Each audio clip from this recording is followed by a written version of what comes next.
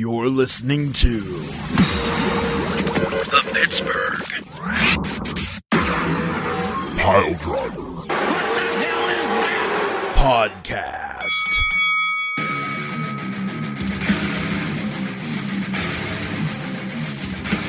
Good evening, all you dum-dums and dumettes of the internet world. That's right. It's Corona-Cast. Oh, wait, no, that's not Corona-Cast. It's the Pittsburgh Piledriver Podcast. And we're here to dull your eardrums with some of our disappointing mouth speak. It's not going to go well. We've got picks tonight, which are going to be a blast / boring. And we'll see what else. The night delivers to us. I'm Alec Ransom. I don't like you. I don't like your mother or your family. I think you're all dumb. Now, you might be saying to yourself, Ransom, you don't even know me. Well, that's true. And I don't want to know you because that's my prerogative. I'm joined by Beef the Legend and the best damn Choose-Away champ there ever was, Poot the Bard. We are a P3. We're the P3 trio. Tiger Bomb Tom is out. He probably won't be back until the travesty that is Goldberg holding one of the two major titles is flushed down the toilet forever. Never say never, though, because Goldberg will always be back. Plus, he's going to face Braun Strowman at the recorded WrestleMania, so, yeah, he's probably not going to lose it. Probably going to hold on to it. Before we kick this bullshit into gear, Dr. Interruptor, I'm going to go ahead and thank our sponsors, which is The Casual Gaming Dad, Google him, and Sean Tischler. He brings you the IWC to the Clearfield area, maybe, because we as a population can't seem to keep diseases out of our festering bodies. So maybe there will be IWC, but there probably won't be because, fuck it, everybody's sick, everybody's dying, everybody's got the fever and the shills and the mumps and the glumps and the brumps. They already SARS. canceled it. Yeah, programming note, Cage Carnage in Clearfield has been canceled and rescheduled for November, I think 22nd? I don't care what facts you have. I stand by my statement that I made earlier. How you doing tonight, boys?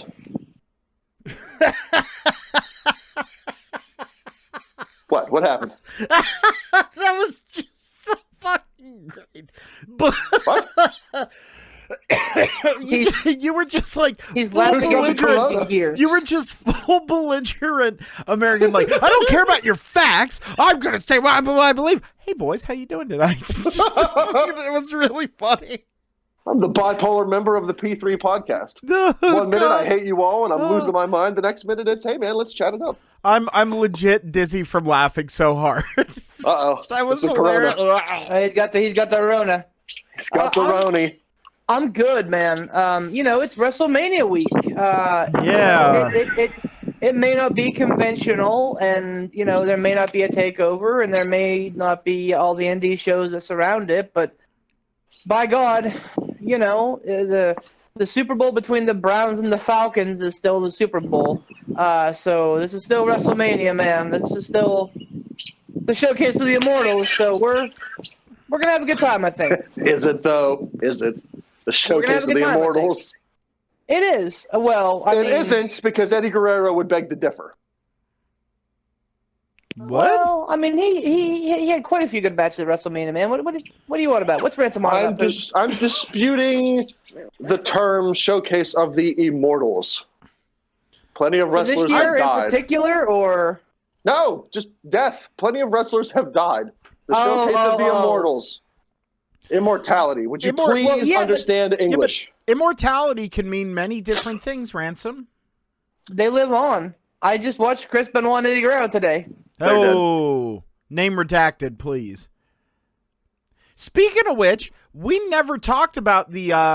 Did anyone else watch the Dark Side of the Ring Chris Benoit story? I have not. Is that on the YouTubers? It is on the YouTubers. Okay. It's really, really good. Is that a multi-part thing, or is that just like a one-episode deal? It's one episode, but it's divided into two parts. Dark Side of the Ring is like a serial that Vice does. They're doing the New Jack story, the Owen Hart story. Someone at PWP posted a scheduled lineup of what they're looking at. So, it's interesting. I mean, I don't know. Do you not I want- haven't, so I can't. I can't pontificate. Do you not want the reason that you sound like you were gonna go? Yeah, it's supposed to be good, but is because you don't like. Do you want to live in a world like where like you don't have that kind of stuff brought to light for yourself, not for the world, but for yourself? You want it to be like, okay, this is wrestling, this is my escape. I don't want it to be real. No, it's not that. You know, and I feel the same way about some of the like ESPN 30 for 30s, which are all very well acclaimed. You know, sometimes shit just needs to kind of not be buffed up for ratings, like not be, you know, used as a documentary, because it's going to cause hurt feelings and bad memories for those involved. You know, let's not forget that Chris Benoit has another son who is a independent wrestler currently, the fucking spitting image of his dad. And I'm sure that those are like very difficult memories. Same with the Guerreros, man, and the Hearts. Whenever the Owen Hart episode comes on, like it's just drudging up stuff that's not necessary just for ratings. I don't know. I feel like it's more than that. Because you know, when you watch news outlets, like, I mean, true news outlets, okay? I'm not putting necessarily YouTube channels in there. I'm talking CNN, Fox, NBC, ABC, like any of that stuff, like whatever news programming is on. All of it has, it almost is like a wavelength. You can draw a straight line through it and everyone has like, you know, the same story. They're telling the same story. It's just they're focusing on various different things. Dude, I remember sitting at the truck stop with you the night that we found out about this. Like, about the Benoit. No, man, we were gaming. No, we were because sitting, like I showed up. I showed up to gaming with like a black armband on. And, like, we talked about it, and then, like, 2 or 3 nights later, we found out about it, and our buddy Zach was like, "You're an asshole for making me care about Chris Benoit." And I'm like, that's fair. Because at the time, we didn't know the whole story. We just know that Chris Benoit had passed away. Well, and they talk about that, about how, like, things weren't released, and, like, what, like, you know, it kind of, hearing from, like, Vicky Guerrero and Chavo and Nancy Benoit's sister, like, hearing, and Chris Jericho, mind you, hearing from these people what it was like leading up to this, like what was the spiral, what was this, what was that. It was fascinating because they were there. You know what I mean? I think it's interesting that it's narrated by Chris Jericho. He's pretty much narrated for all of season 2. And, you know, Chris Jericho had a very special connection with Benoit and with Eddie. So, like, well, Benoit in particular, because, you know, Canadian.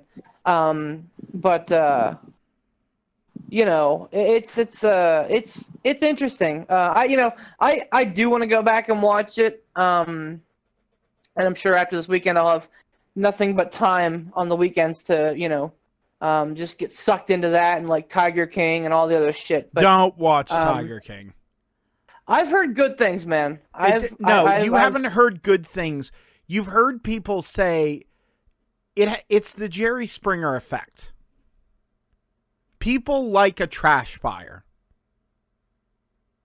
I watched it and I went into it going, oh, this is like a like a like a mockumentary. Like it's right. fake like and it's Tap. a joke. No, it's all very real. Like, and I don't waste your time. Don't waste your time. What was that? What was what? I heard this. Oh, I think this is Ransom's mic picking up like the wind because he likes to stand outside on top of his tree. Oh, okay, that's like right. Like an albacore or an albatross. An albacore. No, I have not seen the Dark Side of the Ring. I want to, and I mean, let's not forget this is season 2. Season 1 had a good had a good run too. So, it's honestly probably stuff that I think wrestling fans should watch and should know about. I think they have an episode for the Brawl for All coming up with that'll be spectacular because, well, I mean, all these things have already. I mean, maybe New Jack aside, but they've already been talked to death. If you're a vague fan of wrestling, or like even a moderate fan of wrestling, you heard of Chris Benoit and him losing his mind, the Montreal screw job. You've heard of Owen Hart and his death. Yeah. It's not going to be anything groundbreaking or earth shattering because most wrestling people already know about these things. But hell, if it's narrated by Chris Jericho, I'm all into it. I mean, with the Benoit thing though, like, you don't really hear too much about it because everybody's really kind of swept it under the rug and they've kind of put it in the closet, like, the awkward cousin at the party. Like, it's when people talk about Chris Benoit, they are either very fervently on one side or the other. Like, the man deserves to be in the Hall of Fame. He's a great technical wrestler, probably one of the top 5 greatest wrestlers of all time. But dude was a fucking douchebag. But that does not, smear his Hall of Fame credentials. Or B, the dude was the, filth of the earth. I don't give a shit about CTE. He was a villain, a real life villain who killed people. There's no way that he should be even mentioned at all ever. And then you have, but like, and then the other side of it is that the people that talk about it in hushed tones, like WWE will not mention it, will not, his name is not on the network at all. On WrestleMania 17, the jump to point is labeled Kurt Angle has a singles match at WrestleMania. Oh yeah, they've completely stricken his name from everything. Yep. And so, like, I mean, I don't understand why.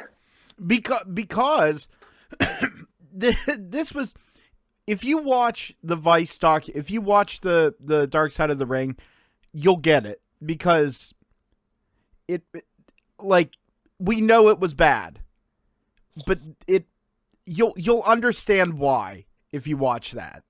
I mean, I get it, but to erase his name completely from like WWE programming, like if you're searching for episodes of something like you said, Beef, it'll be so and so defends the title or so and so in a WWE title match.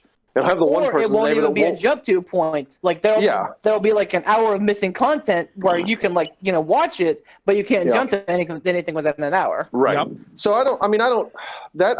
I guess understand. I don't really guess have a dog in the fight to agree or disagree with it. I don't care, but I don't understand. I mean, he wrestled for your company. Everybody knows that. To redact his name from it, what does that do? That doesn't do anything. Everybody knows he's there. He's still on the programming. You can watch him in all of his matches. I think it's just the principle.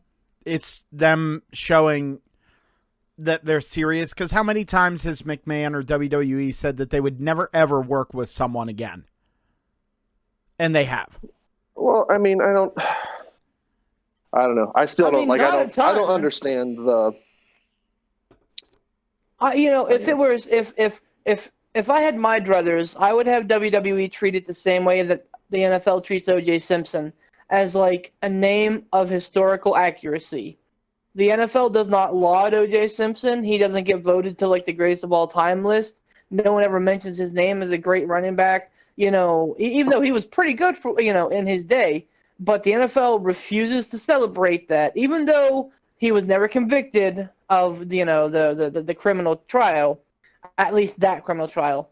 Like the NFL, but they mention that he has held records, or they mentioned that he had a big season here or there. So, like, they will point to him in statistical fashion, and they will not disavow knowledge of him. He's in the record books. Like, if you go back and you look at, the top seasons of all time or whatever, he's in there.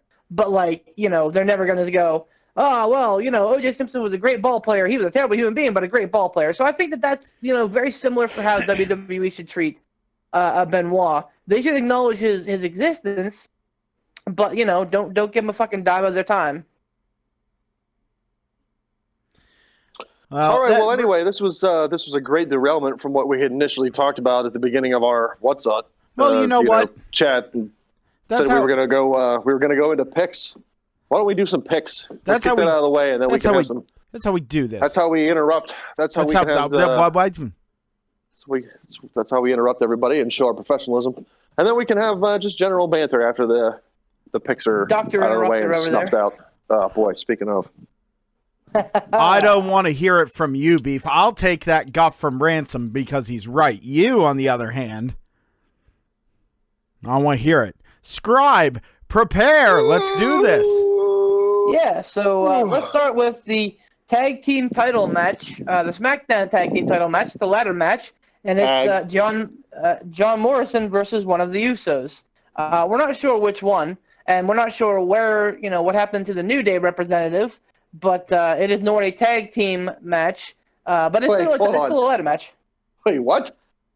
What match is this? So it was supposed to be the Miz and John Morrison versus the New Day versus the Usos for the SmackDown tag team titles. Right. If you believe if you believe the dirt sheets, they say that the Miz was sick. Whether he had the Rona, whether he just had a fever, who knows? That's all very guarded information. HIPAA, FERPA, whatever. FERPA, FUPA. FERDA. So Smurda. Even though Miz was there and they filmed all the content up to WrestleMania day, Miz showed up to WrestleMania tapings, but I guess with a fever and was sent home. So the match was supposed to be the Miz and Morrison versus New Day versus Usos for Miz and Morrison SmackDown tag team titles in a ladder match. Okay. The report, then again, take it with a grain of salt because we don't know how true it is, but it. So we may end up having to throw out a lot of picks. Well, I think only because they might not be accurate. I think only 3, but so the report is that it's going to be Morrison versus one of the Usos in a ladder match. I don't know why they wouldn't throw Kofi Kingston in there. I don't know if Kofi was like, nope, fuck that. Like, well within reason. But the bottom line is it's a singles ladder match, which, honestly. So there's Kofi no title on aside, the line, right? No tag team it title is. on the line. No. It is for the tag team titles. What? Yeah, right. So it's a singles match for the tag titles. For the tag team titles. Right. Okay. It's a ladder match, though. Hey, you know what? I don't give a shit if it's a ladder match. How do you have a ladder match for the tag team titles when it's a one-on-one match? Guys, it's WWE. Anything can happen. Wild card. God. But with ladder matches, at least like the structure of the match is the same, whether there's 6 men, 10 men, 2 men, 4 man, whatever. I'm not arguing structure. I'm arguing it's for the tag team. It's a singles match for the tag team titles. Like, why? That's stupid. The principle. Strange times indeed, my friend. But my point is that Kofi aside, if you're telling me that only 2 people can compete in the match and it's a ladder match and John Morrison is one of them and one of the Usos is another one, I think that's a win. I think so. It'll be this. No, joking and pun aside, this is legit the wild card of the event. Like, this could either be a humdrum kind of thing, or it's going to be knockdown, drag out, fucking good. With the Uso and Jomo, I have no idea, and I truly think that the talent got it. That they're on board, the ones who are there, the ones who are doing the matches, they're on board and they want to make this a good product because, again, let's, and we'll get into this later, I'm sure, but, this is hopefully put on with the best intentions of giving somebody an escape. That's kind of what Triple H talked about on ESPN last night, was giving people an escape from all of this terror and the fucking Tiger King. So, like, I'm fairly certain that the guys and gals who are there are on board with putting forth a good match. So that being said, let's pick this damn match. So let's start with Poot on this one. Man, I can really see them. I could really see them giving it to the Usos, but I feel like WWE is going to be apprehensive to pull triggers at Mania for big changes and big surprises because there's not going to be anyone there. The crowd response won't be, you know what I mean? Yeah, I mean and that's what makes this a very tough, because we don't know if this is going to be a glorified house show with 16 matches. We don't know if they're still approaching it with like the pomp and circumstance of WrestleMania. We don't know how it's going to go down. So, all right, you know what? I'm going to go with it. I'm going to say Jomo goes over. So Jomo retains. What about you, Ransom? Morrison. I am also picking Morrison. And just where my head is at, I believe that they're going to treat this like the showcase of the Immortals with all the pomp and circumstance and grandeur that they would normally give a WrestleMania, whether it's in front of 0 fans or 100,000. I think that they're going to treat this event the same. So that's how I'm picking it. That's I could be fair. wrong because I'm also the one who thinks that we have something big in store once this all blows over. Stay the fuck at home, and it should blow over by June. I'm thinking that maybe we got something big for SummerSlam. All right, so moving on. Another match that was adapted, but we know about it now, is the Street Profits versus who are the Street Profits are the Raw Tag Team Champions versus Austin Theory, hot shot from Evolve, then NXT, now on Raw, and Angel Garza from NXT as well, who's been a Raw staple the last 2 months. Ransom, go. Didn't one of the Street Profits get hurt? No. Andrade got hurt. Can we please talk about the bump that Montez Ford Austin took? Theory. No. Oh yeah. That Theory is supposed to catch him. Yeah, definitely. No. It wasn't Theory was supposed to catch him. Everyone's blaming Austin Theory, and it wasn't Austin Theory's fault. It was Seth Rollins. Okay. It was Seth Rollins' fault because he was supposed to trip him. And when Rollins missed the mark by just a hair, if you go back and watch it, when he bounced off he missed it by just the mark. Montez Ford just went, all right, I'm going to keep going and go for it. And he did it. And Austin Theory wasn't expecting it, looked up, saw him there, and just naturally dodged out of the way. So it was not Austin Theory's fault because that spot was not supposed to happen. So did somebody get hurt then? No. Not in that match. Andrade was hurt 2 weeks prior. He got rib injury. He was originally supposed to team with Garza, but they've replaced him with Austin Theory. Yeah. So, but I'm talking about the Street Profits. No. Like, did one of the Street Profits get hurt after that match? No. I don't think so. Not that I've heard. All right. I'm going to say the Street Profits retain. I also am picking the Street Profits. This way too soon to take those tag team titles off of them. It's very sad because if you look at the state of the tag team division, like 4 years ago, I remember because it actually came up in a Facebook memory here. I remember gushing over what a wonderful job Triple H was doing with the tag team division, and that was just like back in shambles because he's so focused on NXT and everything else. So I mean, got to take the good with the bad, I suppose.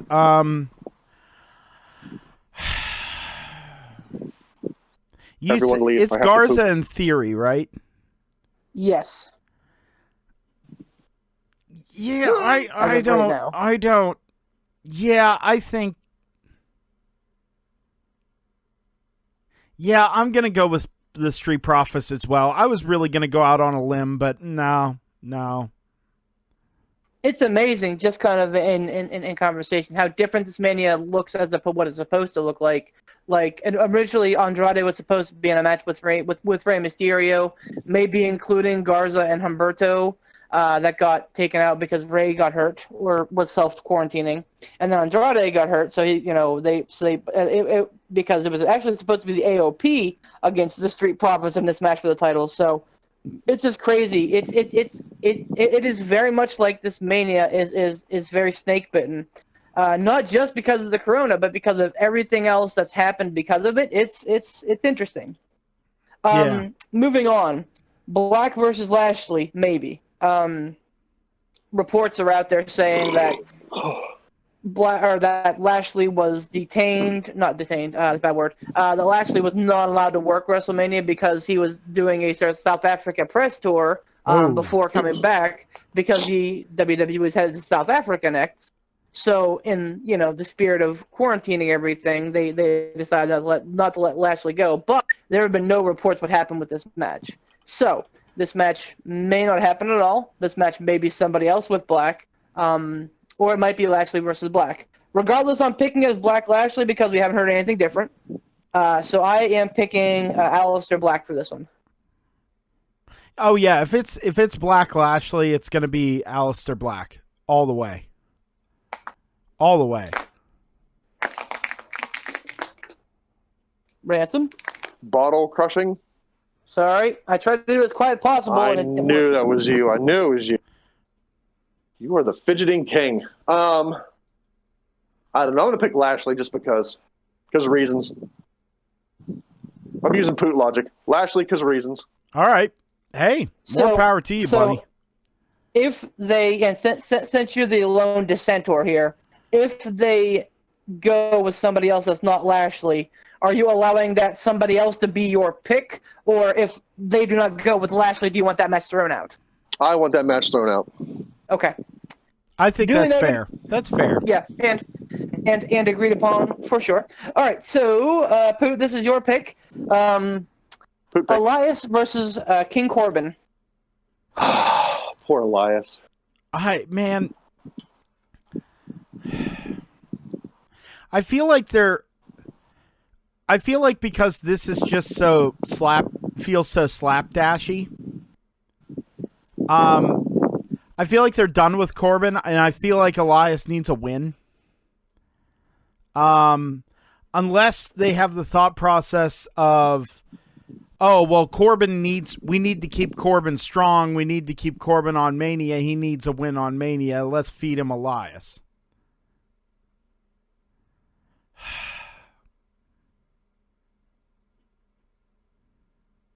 My, what tangled webs we've weaved. You put Beef in charge of anything, and then all of a sudden he starts licking his chops and arching his eyebrows.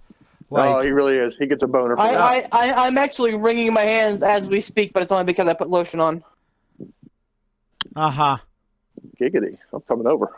Blackberry Merlot from Bath & Body. What a scent. That's what okay.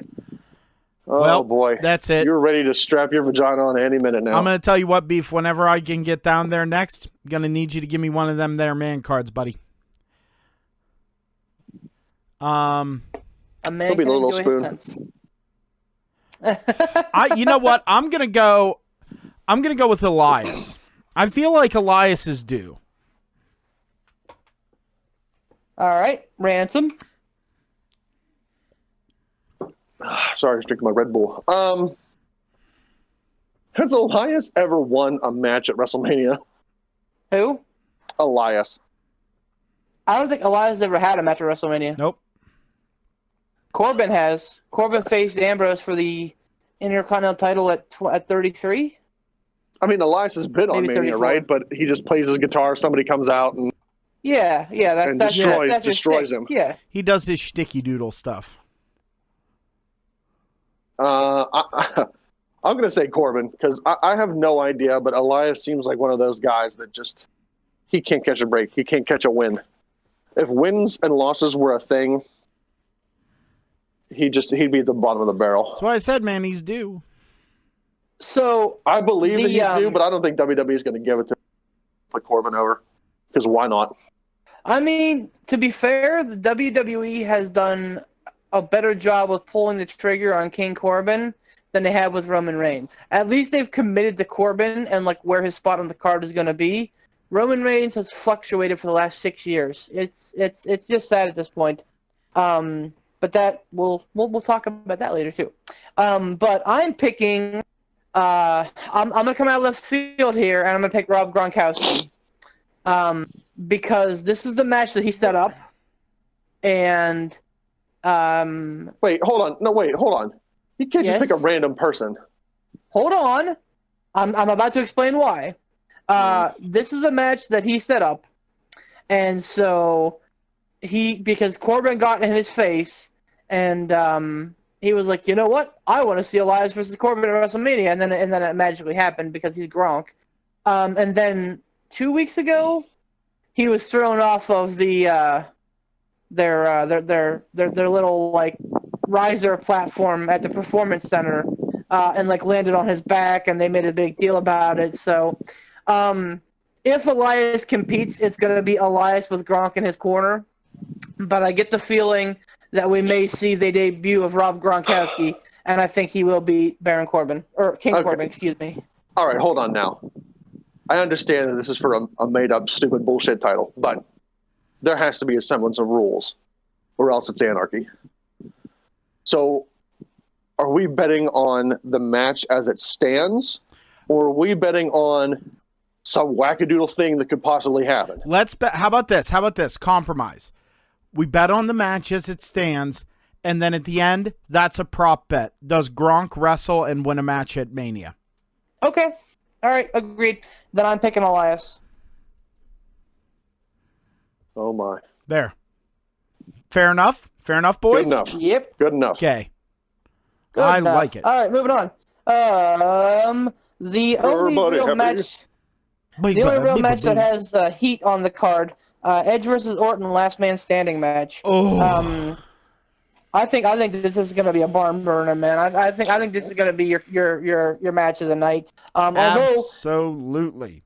realistically, there are a lot of matches that really catch my eye on this card. But I mean, this I think is also the one that's going to suffer the most from not having fans there, because I think that the fans would be absolutely into this angle, 110%. Definitely. Or they'd be fuckabouts who would cheer Randy Orton for RKO and Beth Phoenix. Oh wait, they already were. So who knows?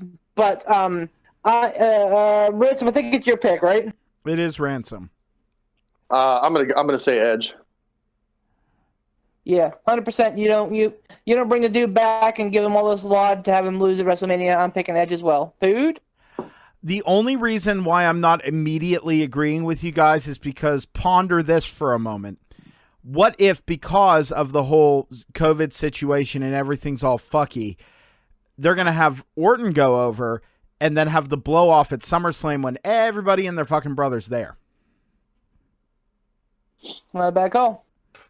That could happen with a lot of matches here, I would say. Yep, sure could. Yep, and that's exactly what I'm talking about. The two schools of thinking, whether you are on the boat of it's WrestleMania, it's going to be booked like WrestleMania, or whether it's going to be booked like the fucking Super Indie Takeover or whatever the fuck it was, Super Showdown, where it's just like Super a Bowl glorified Saturday? house show. Super Bowl Saturday? This What a shirt's great- too what- tight, Billy. You know what? I'm going to go with Edge as well. That was going to be my call before that popped into my head just now.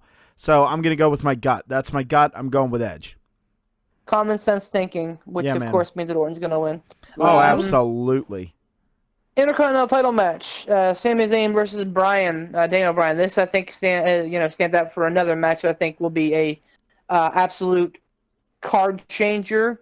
I think that this could be the 5/6 star match of the night. We all remember Sami Zayn versus Nakamura at TakeOver, and we know Daniel Bryan's history. I am picking Daniel Bryan to pick up the Intercontinental title here. Who? You think that they're already going to take it? Oh, do you think they took it off of Shinsuke to keep Shinsuke strong? Probably. Well, I mean, I don't know why. The booking of the Intercontinental title has been super weird because it's been pretty well protected the last 2 or 3 years, and then in the last 3 months it's been Shinsuke to Braun to Sammy to Brian, theoretically to Brian. Yeah, it's been real hot potatoed.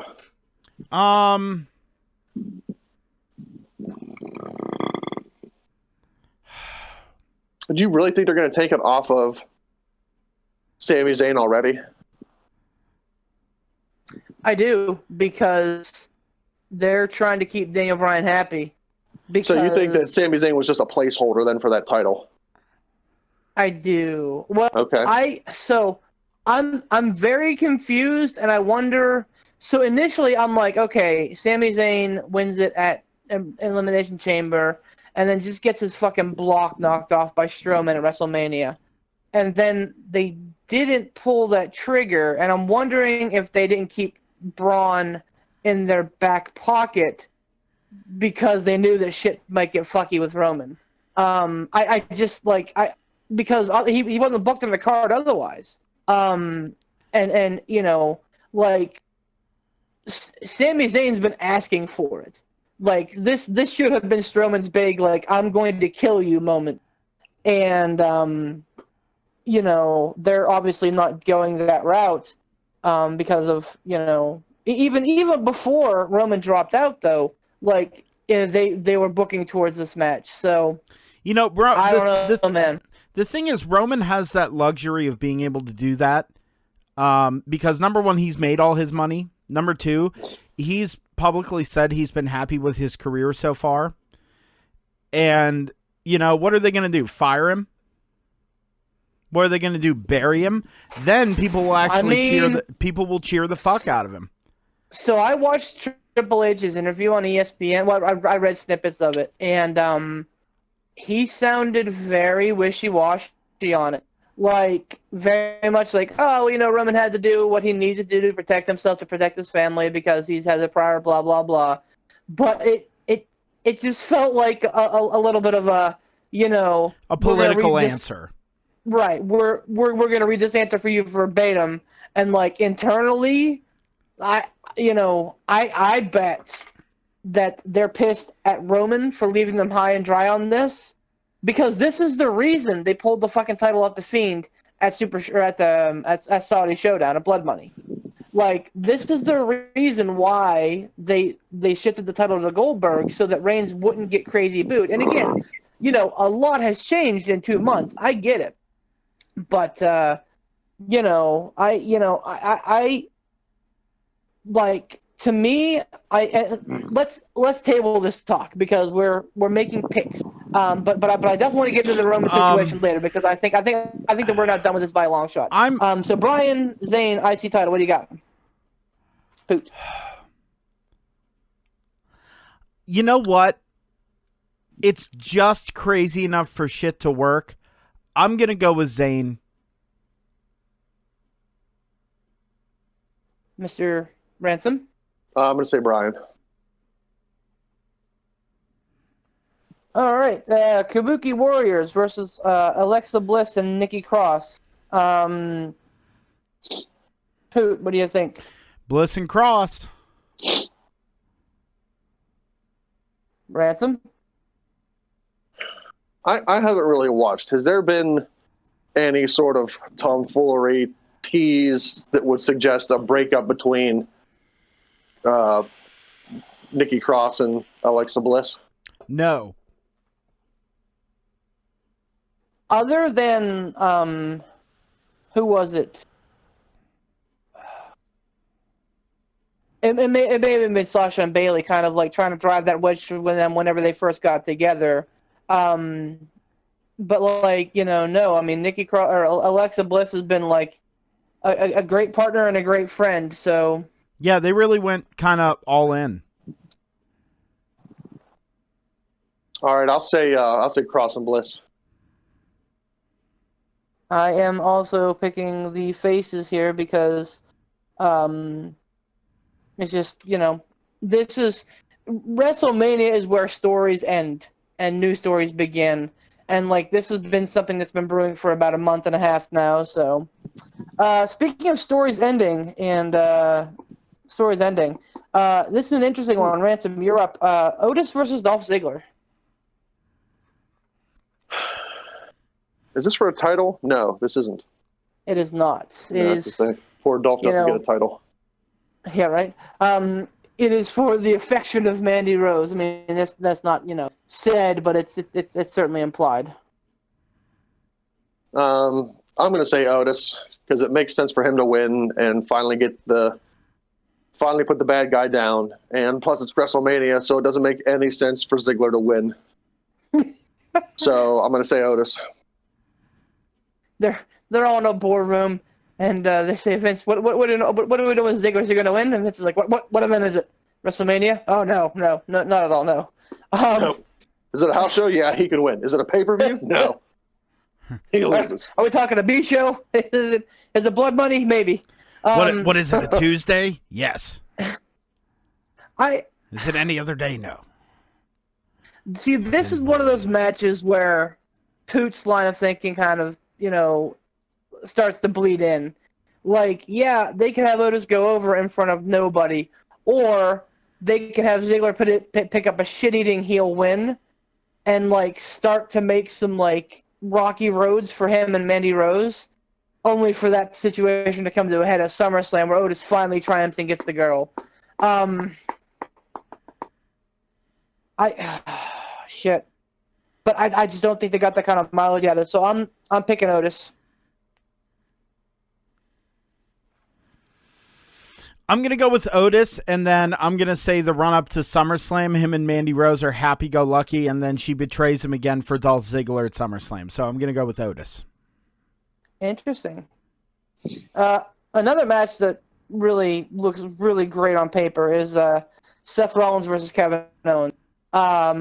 This, honestly, could be a WrestleMania main event. Steve, did you pick Otis and Ziggler? I'm sorry. Yes, I did, but I picked Otis. Sorry. Okay. I was talking myself into Ziggler, but no, it's got to be Otis. So Owens Rollins is interesting. Like I said, two guys who should be main event in WrestleMania by this point, but they're getting pushed down the card by the old timers. So. In the interest of being clear and clarity and crystal clarity, Rollins and Becky Lynch were supposed to take a hiatus from WWE after WrestleMania, allegedly get married and have their honeymoon and all that. But travel restrictions being what they are, it would be kind of difficult to do so. So. Who knows if that's going to happen? Who knows if we're going to have WWE after WrestleMania? That actually is a rumor that they're going to shut down. Right, which would make AEW the only game in town. But how much longer can they keep going? Here, I heard this little bit of news. I'm sorry to interrupt you, but if you keep running on that thought, then I'm really going to disappoint you. I'd rather just pull the Band-Aid off now. So apparently, because very few states anymore are doing county by county. It's statewide, stay at home. You know what I mean? Because of that, no one's allowed to run. It doesn't matter if it's WWE. It doesn't matter if it's AEW. It doesn't matter if it's BFE. Okay? It doesn't matter. You can't run. So, there's no reason for them to even try and do programming other than retrospective stuff. Right. Yeah. And it is what it is. We all have to do what we have to do. And frankly, I think this could be a good thing, giving especially the guys and gals in WWE a chance to rest. But my point was that is a rumor going around that they're going to just take a break. Well, and I know that AEW moved from Florida to Georgia this week, but I know that Georgia just put the, Yeah, exactly.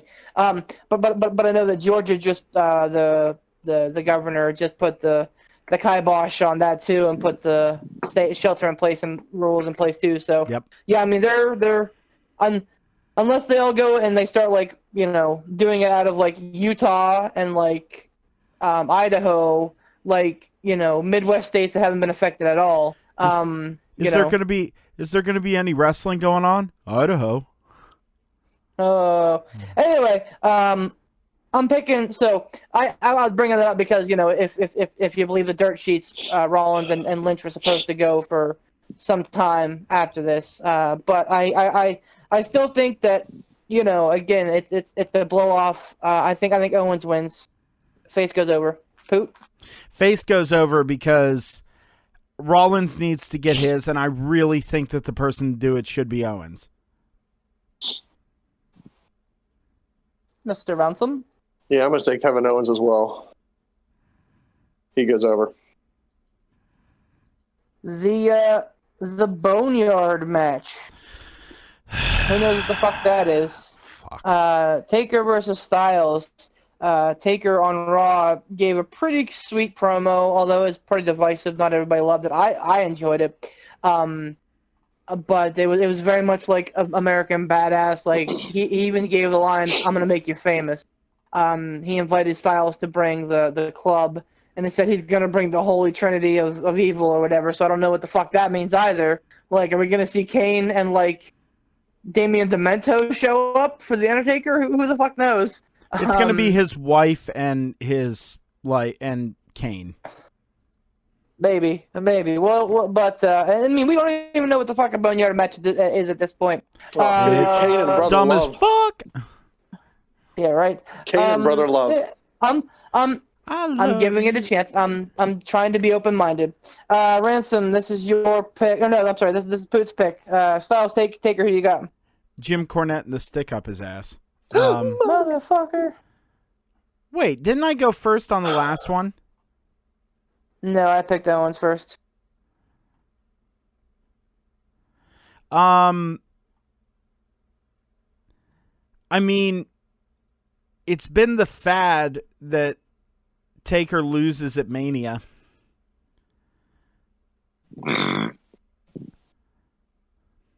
So you're picking Styles? Meh, he says. Meh. I'm going to use Champion's Prerogative and pass. Oh, my. All right. Ransom? Don't worry. I'm going to make my pick. Oh. We talk about it. We talk about it all the time. Is this going to be Taker's last match? Is this going to be Taker's last match? I have no idea. I mean,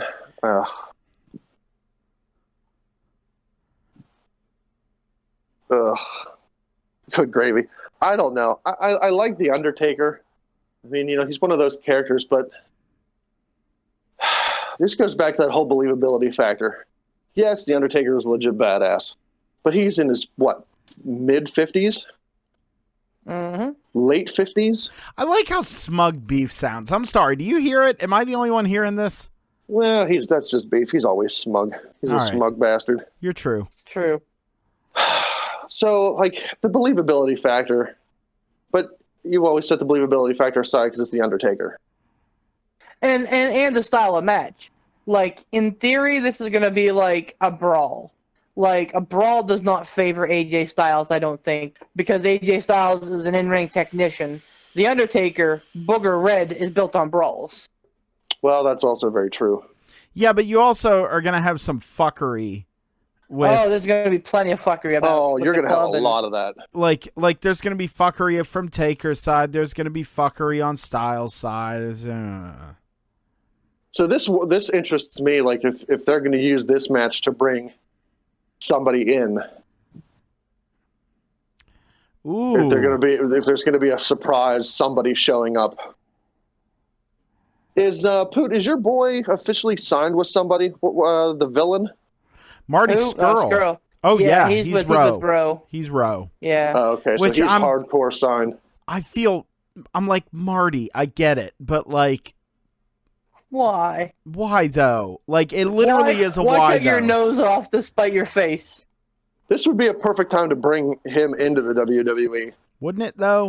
As part of Taker's gang or whatever. You have Taker, Kane, or and Killer the villain. Cross. TikTok, motherfucker. I don't know who that is. But he's had an NXT, so. I mean, he could go to NXT, but that's not going to. Wouldn't necessarily stop him from showing up in this match. I'm going back. I'm gonna say. Taker's lost the past 2 Manias, correct? False. No, I mean he beat Cena. He lost twice at Mania. He lost once to Brock and then once to Roman. And then he WrestleMania beat 30 and Cena. 30 or 31 and 33. Or no, WrestleMania 30 and 33. Yeah. Who did he wrestle at 30? Who did he wrestle last year? Wasn't it Who did he Cena? wrestle Was last year? Cena. Oh, that's right. It was like a 16-second match. Yeah, and Cena lost So handily. fucking stupid. So fucking stupid. You know what? I hate to do this because I love Styles and it would be a really good rub, but I'm gonna go with Taker. I'm going to say Ransom? Taker as well. Yeah. I'm going to be the lone dissenter, and I'm going to say Styles because, I mean, like, Taker showed up out of the blue at, Blood Money and won that stupid fucking trophy. Taker cost Styles his match against Aleister Black at the Elimination Chamber. I mean, like, Styles has to get one here. He has to. And, if they have treated AJ Styles very, very well since he's come to WWE, like very, very well. I think the putting his name in there with Roman Reigns and Brock Lesnar is the only guys to beat, The Undertaker. And yeah, you're gonna have a couple caveats here and a couple stars.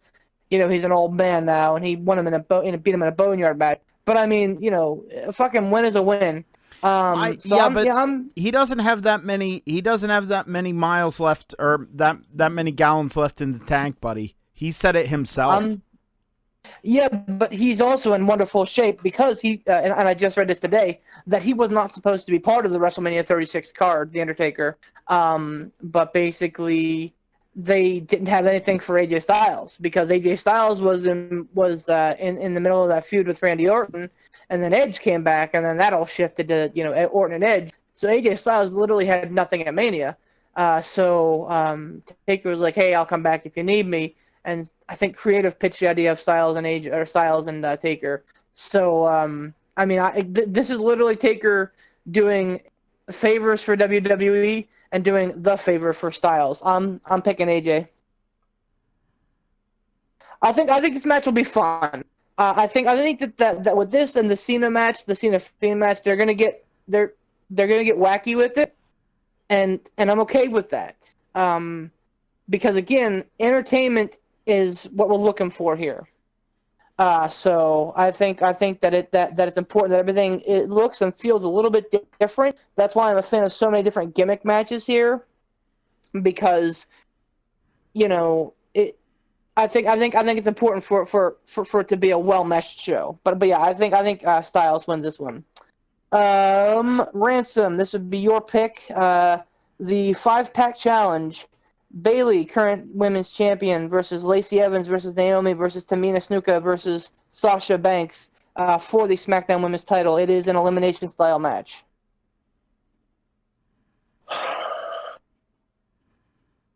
I have no earthly idea on this one. Come on, Ransom. Yes, you do. It's absolutely gonna be Tamina. Yeah, I was really leaning towards her. Yeah. No. I mean, she might just get pissy and kill somebody, so she's a Snuka. I don't know. I want to say it's going to be either Bayley or Sasha.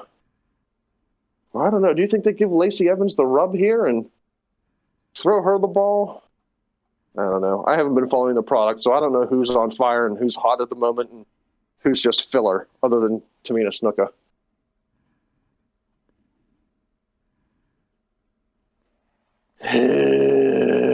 Oh, who cares a shit? I don't care. I'm going to say Lacey Evans.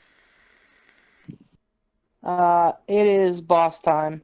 They were reportedly going to go for Sasha versus Bayley at Mania before Sasha got hurt. So I think that this, I think that the whole COVID thing is actually a blessing in disguise for that particular angle, because now they get to start that blow off, whatever you're going to call it, at WrestleMania and have it end at SummerSlam with an absolutely dynamite match. So I think Sasha gets over here and starts to break up. Poot? It's absolutely going to be Sasha. All right. The Firefly Funhouse match. John Cena versus The Fiend. You don't bring Cena in to bury talent. He's not Goldberg. I'm picking The Fiend. It absolutely has to be The Fiend because, like, he needs this, especially after that loss to fucking Dickface Magoo. Like, he absolutely needs this. Yep. Ransom? I'm going to say Fiend. Because if Fiend loses to Goldberg and loses to Cena, his character's pretty much dead. Because at that point, who gives a shit? You cut out Ransom. Are you picking Fiend, you said?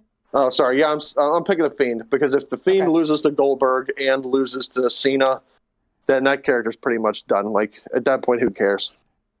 The only thing I can see them doing is, again, going back to it, is it's a bump in the road. Do they put a bigger, put the Fiend winning on a bigger plate? Why not do both to make up for it? But yeah, no, I think that's the smart pick. Pootski, the Raw Women's Title match. Becky Lynch, champion, versus Shayna Baszler.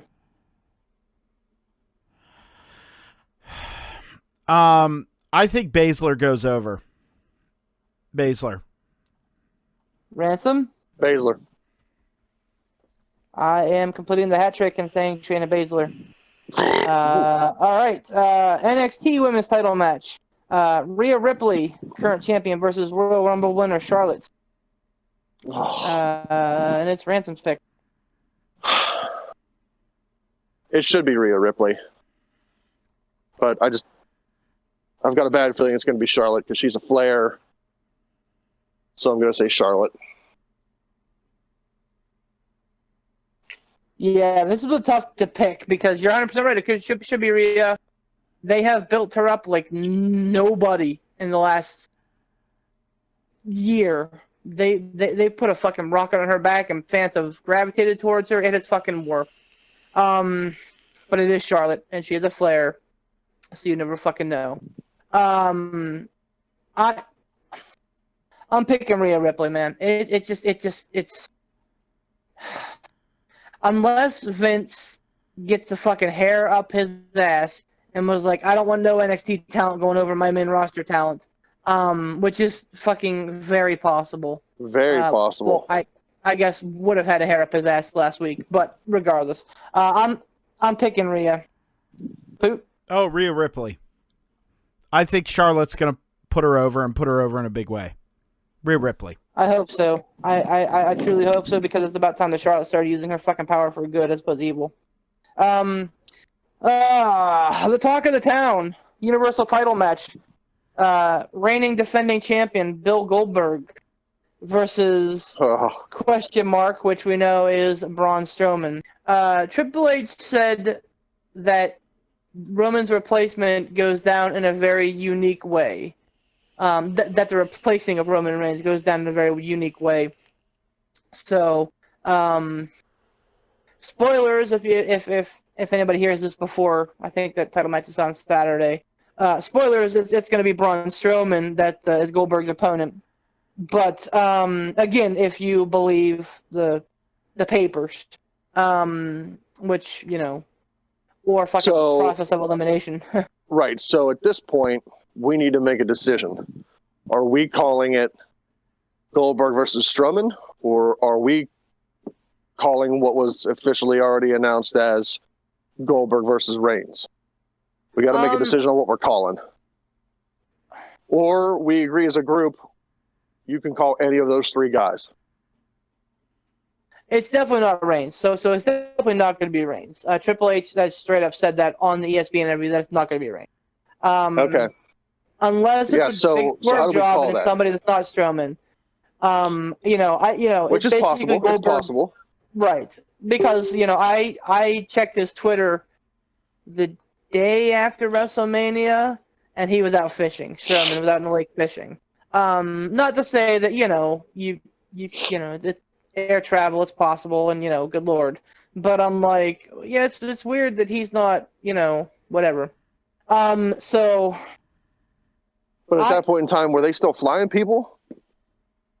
Like, are people still flying domestically for I'm pretty Reasons? sure people are still flying now. It's just Oh, that okay. They're predicting in the next week or two that that's not going to be a thing.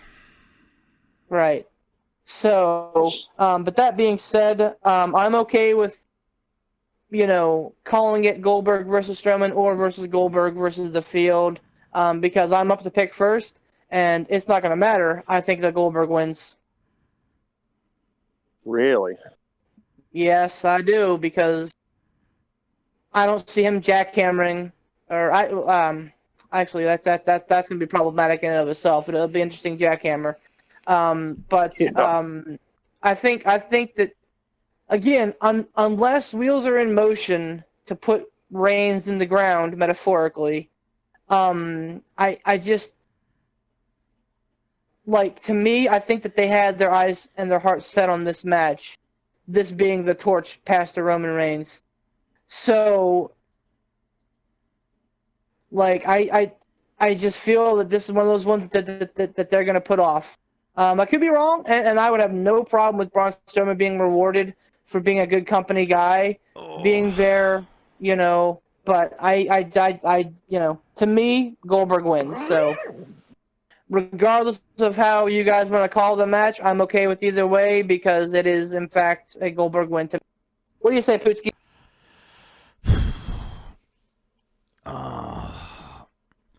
I'm gonna go out on a limb. If I'm gonna lose my championship, I'm going down fighting. I'm gonna say Braun Strowman.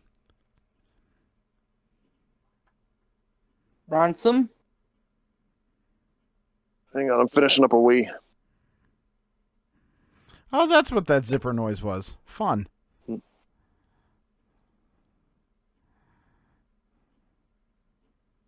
There we go.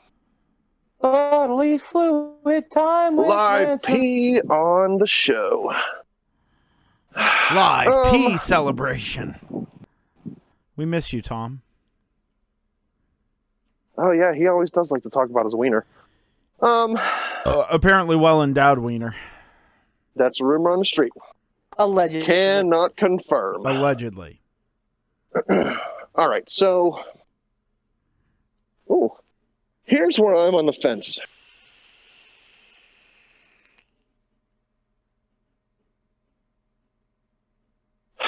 I know they wanted to have this big blow off with Reigns and Goldberg, but I have to imagine that for these appearances that Goldberg is making, WWE is shilling out a lot of money. I can't imagine Goldberg comes back if he's not making a huge payday. I mean, it's been well documented. He doesn't understand the business. He doesn't get it, and I don't think he really cares about it. It's always been money for him. Always been about the money. With that being said,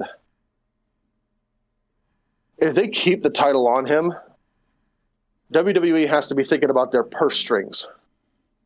Because if he's going to appear at this WrestleMania and wrestle, regardless if it's in front of nobody, Goldberg is still has to be making a ginormous payday.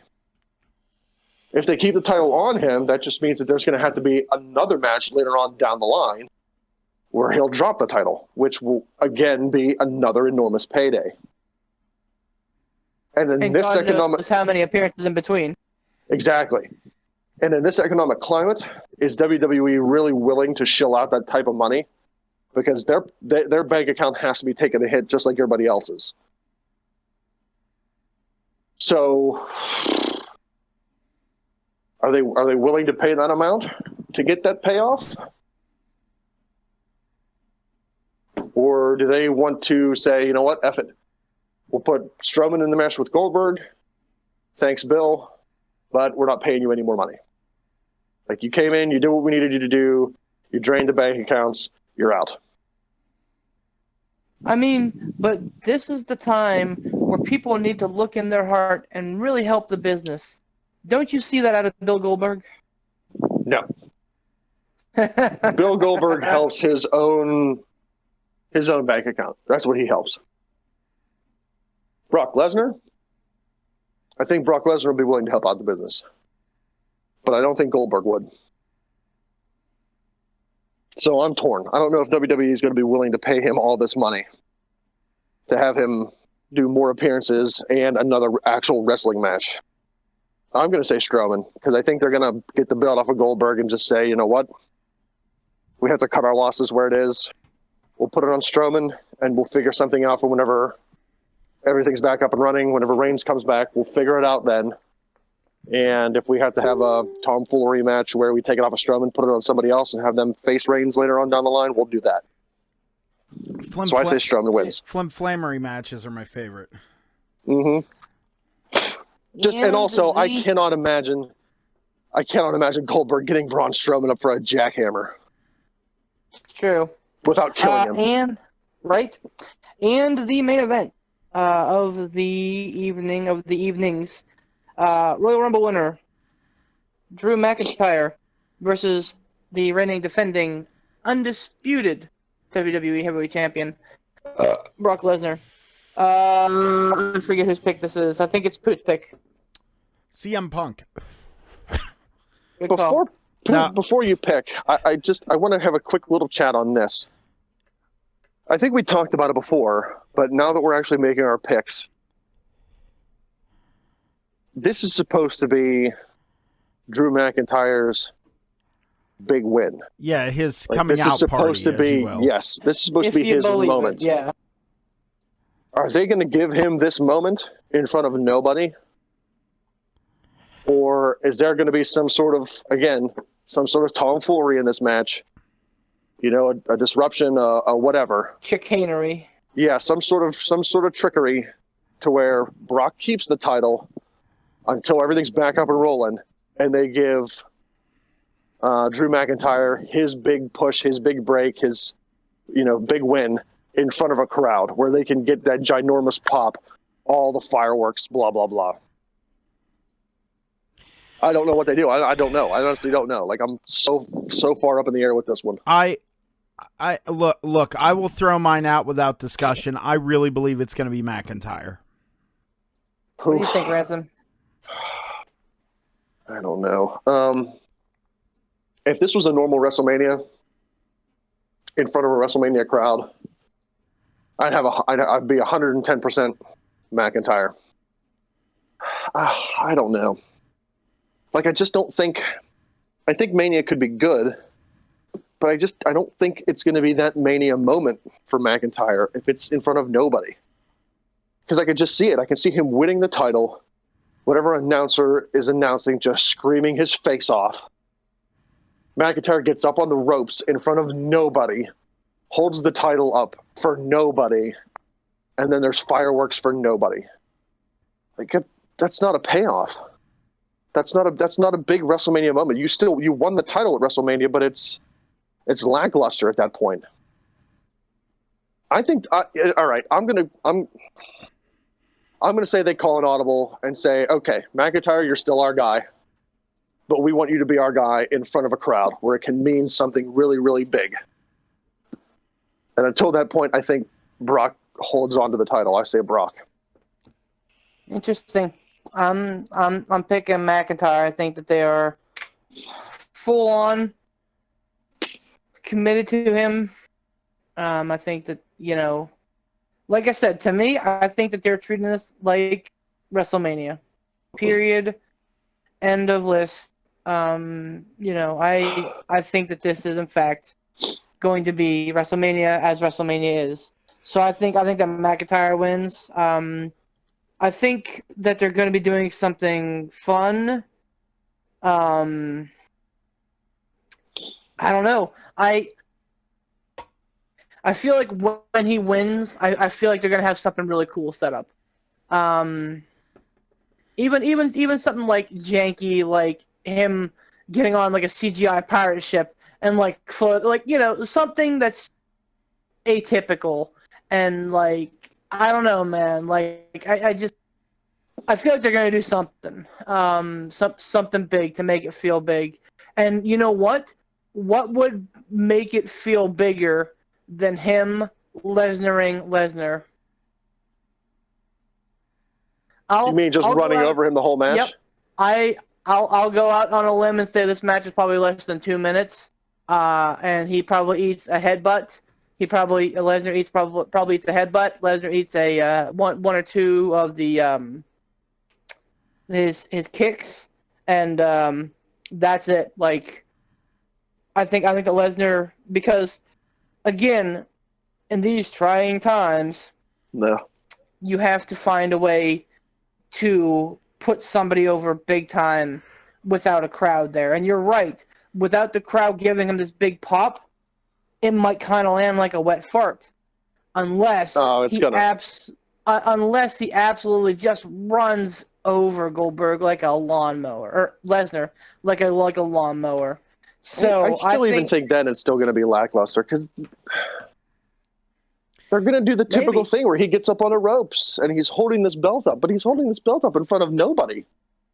Maybe. Like, that's not a payoff. Or maybe the locker room comes out to. Well, I mean, they probably wouldn't do that with social distancing and whatnot. Yeah, like I said, it'll be interesting what they do. But I think, regardless, I think that they stick with McIntyre. All right, so the does Gronk get him? I'm sorry, could you run that by us one more time, Glitchy Magoo? Yeah, you cut out there, Beef. Sorry. The prop bet, does Gronk get involved? Physically, you know what? Let's go out on a limb. Does Rob Gronkowski have a match at WrestleMania? His debut match. I say yes. I bet he does. I am also picking yes. Like I said, I think that he will end up taking Elias' spot and beating Corbin.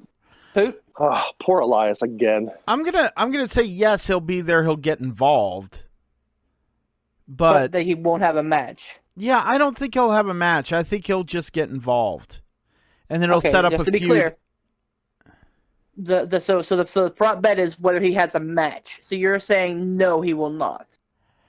You're saying he'll get involved in something physically, but he won't actually be an official competitor in a match. Has Gronk had enough training? Do you think that fucking matters to Vince? Well, I mean, that's a tough one.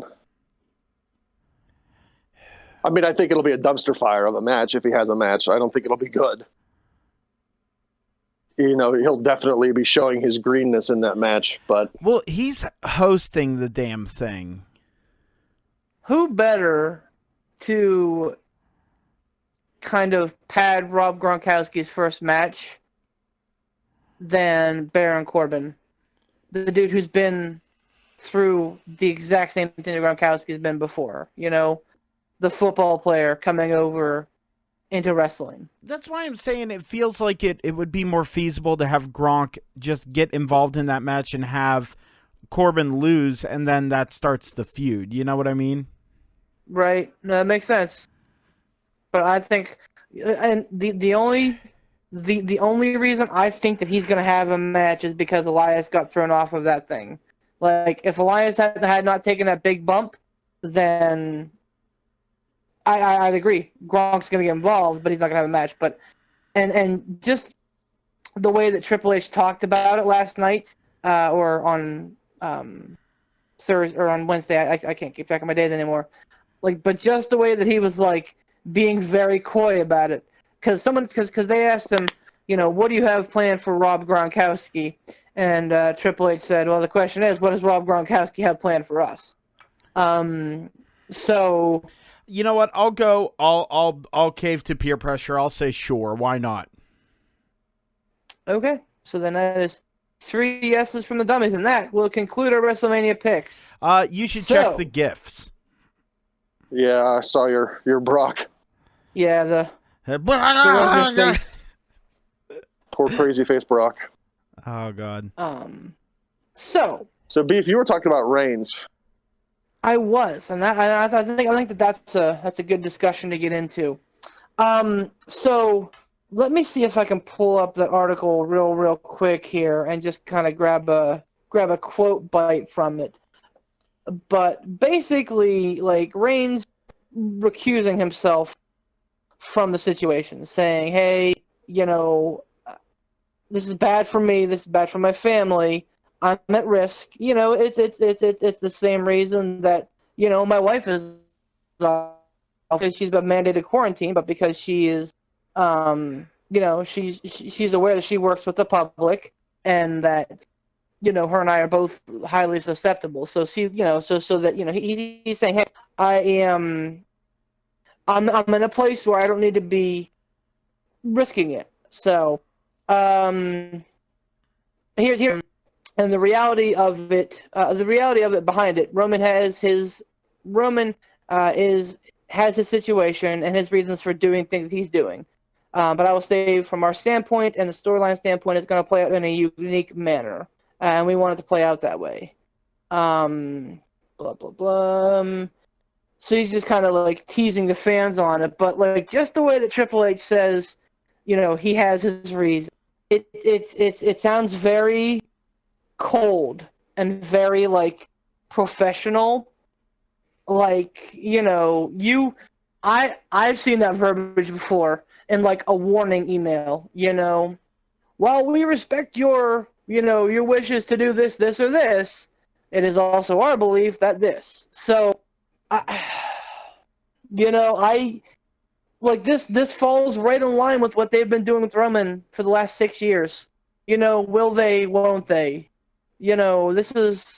Will Roman become the next big face of WWE? Is a bigger fucking deal than Ross and Rachel and Friends, for Christ's sakes. So what's your point here? Is your point that he's going to be punished? I do. I believe, given that quote and given what I've read about the interview with Triple H, like Triple H is towing the company line, but and again, we know that Vince rewards loyalty, that he's a company guy and he believes in company guys, and Vince, breathes, eats, sleeps, shits WWE constantly. So if you don't do that, if you're not a yes man, if you're not a henchman, if you're not Seth Rollins, he ain't got time for that. So I think that this might be the breaking point with Reigns. We talked about this before, right? Briefly. I mean, because we touched on it last week, but I mean, because that's whenever this kind of dropped, was last Thursday night. That's right. So I mean, it's been a crazy fucking like 3 weeks, how everything has been so whirlwind and changing, and it feels like we do a podcast and then something changes again. So it wouldn't surprise me if they fucking call the show off tomorrow. Who knows? Well, look, here's the thing about that. People are very, very tuned into this COVID thing. It is such a big deal worldwide, not just in our country. It's a big worldwide thing. It's a hot button issue. Oh my goodness! This is the biggest. Just if you step back and look, something like this, something that has shut down our country like this, has never happened before. I talked to my mom today. She's in her 60s. And, she's experienced a lot of her life, but she even said, like, she said, this is a scary time because something like this has never happened before. So this COVID thing is going to change the way a lot of things happen going forward. Like, I don't think our country's going to be the same. I don't think the world's going to be the same. Things are going to be different. It'll get back to some semblance of normalcy, but I think there will be a lot of changes that come from this.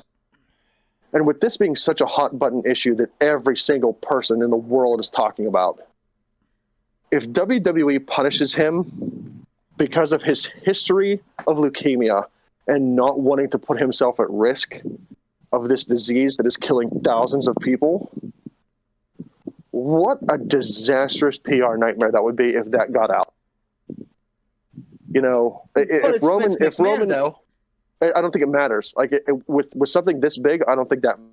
But what I'm saying is that no one, if someone comes at him like that, he'd be like, it has nothing to do with that. We have our reasons. Yeah, but that's true. But if that's Roman comes out, bullshit, if Roman though. gets, it is.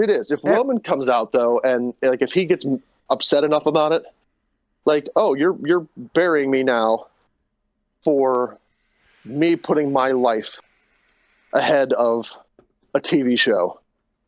You know, I know Roman is a big company guy, but I mean, this could be the thing that throws him over the edge. He could pull a Bret Hart and legit blow the whistle on it.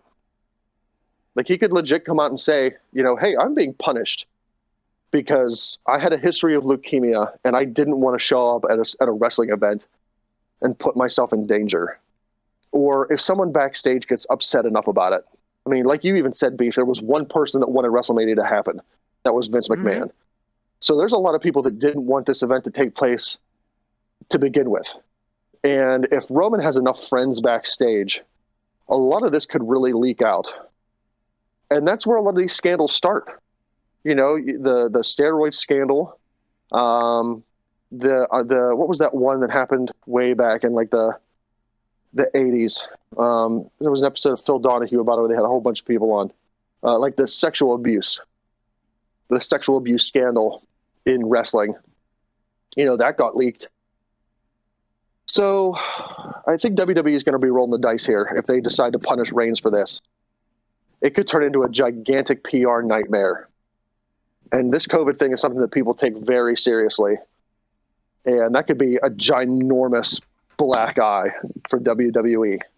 And if sponsors get a hold of information like this, they're going to start asking questions. Like, is this really what's happening? And they're not just going to ask Vince. You know, they're going to get information from a multitude of sources. So this could, you know, potentially cause some sponsorship issues as well. I don't know if they punish him or not, but if they do, it's going to be a nightmare in the public relations department. PR nightmare. Mm-hmm. PR nightmare. What do you guys think about that? I honestly think that it's not going to affect Roman at all in the long run. It won't. I mean, you don't think they'll punish him at all? No, I think they'll purposely keep him off TV, but when they bring him back, it'll be business as usual. Besides, if they do bury him, people will see through that, and you know what will happen? It will actually get Roman over. Oh, yeah. The crowd will turn on Vince and cheer the hell out of Roman. Oh, my God, yeah. Yep. And then the second that he starts getting pushed again, like, you know, not like subtly pushed where it's like a slow build up to him winning the belt, and it's like, you know, oh, man, he finally won the belt. How great is that? Roman's champion. Let's get behind him. They'll push him right to the moon immediately back into the main event scene. People will be like, well, it's back to booing Roman. Just like when he came back from his leukemia thing. He's like, all right, guys, I'm back. We did it. We beat it. Everybody loved it. And then 2 weeks later, it was back to business as usual, booing him. Yep. Mm-hmm. So what do you think, Beef? Do you think they punish him? So, and I've done many diatribes about this, about how it's not Reigns' fault. How WWE constantly gets cold feet with him. And fuck it. Stick with it, man. Like, quit shying away from... And this is going to come off with a lot of, like, vitriol, and I apologize because I'm part of it. But, like, the internet wrestling community is, like, almost as big of a dumpster fire as Twitter. It's, like, all negative stuff. And, like, that philosophy... Negative stuff towards Roman, or negative stuff just what do you mean? General. Towards the product in general. And that has, like, filtered into, like, modern day crowd, to where, you know, now because the, like, 8 and 9-year-olds are very well heard, but the manly voices will cut right through them and trample them and stomp right over them. So now, like, the Cena sucks cheers come through, and they cut like a knife. And, like, the boos for Roman cut like a knife. You know, to me, that whole negative influence has had a negative effect on Roman's career. I think that if this was like the crowd of the 90s that kind of went along with shop, for the most part, except for like Die Rocky Die. But like for the most part, I think that WWE would have stood and said, "Fuck it, we don't care. We're gonna get the dude over," and eventually people would accept it. So like, to me, I don't think that they punish him for this alone, but I think that this is another like tick in the negative. Can't get over, check. Constantly getting hurt or is ill, check. Not a company guy, check. And eventually enough of those boxes are going to get checked for them to go, you know what? Maybe it's time to move on. And I think that this is going to be that time. Huh. But, and here's the other side of it, I don't think that they have anybody on SmackDown currently ready to take that mantle.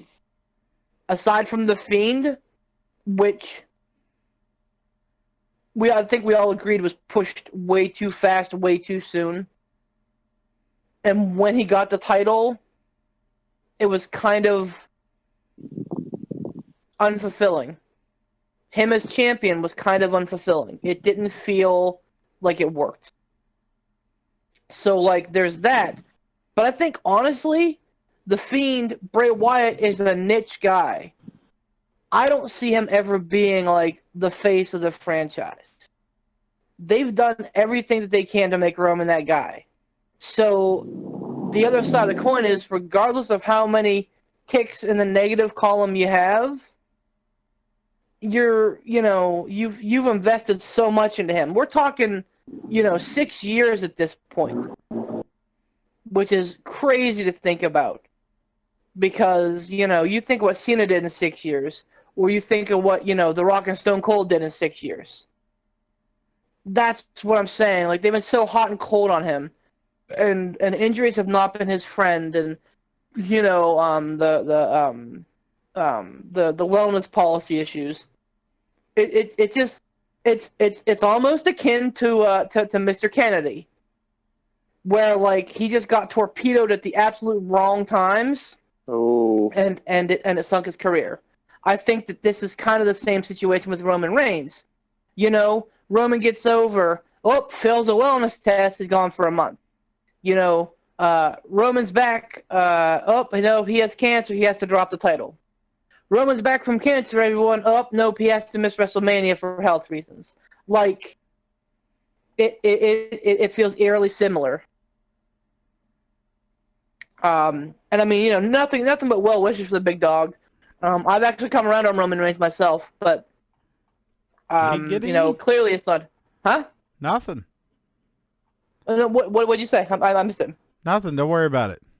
Okay, but my point remains that I think that Reigns, it's not his fault. I think that he has everything he needs. It's just that everybody's been so fucking wishy-washy. So I think that yes, Vince and co. will use this as an excuse to push him back down the ladder. And you know what?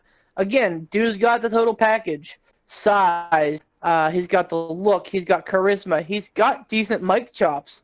And he's got a great moveset. Even if they push him down the ladder, that's like trying to bury the Rock in the mid card. Like you can try, but it ain't gonna fucking work. So even if he has to sit in a doghouse on this one, no pun intended, I think that ultimately he finds his way back to the top of the card pretty quick. But I think that there may be a year or so lost because of this. So you don't think this will torpedo him for good? You think he'll eventually get back up? Because again, nothing against Ken Kennedy. I love the gimmick. I love the dude. He had it too, but he was not like a big hoss. Reigns is a big dude, and Vince likes big dudes. And like I said, they've put 6 years of money and the WWE machine behind him.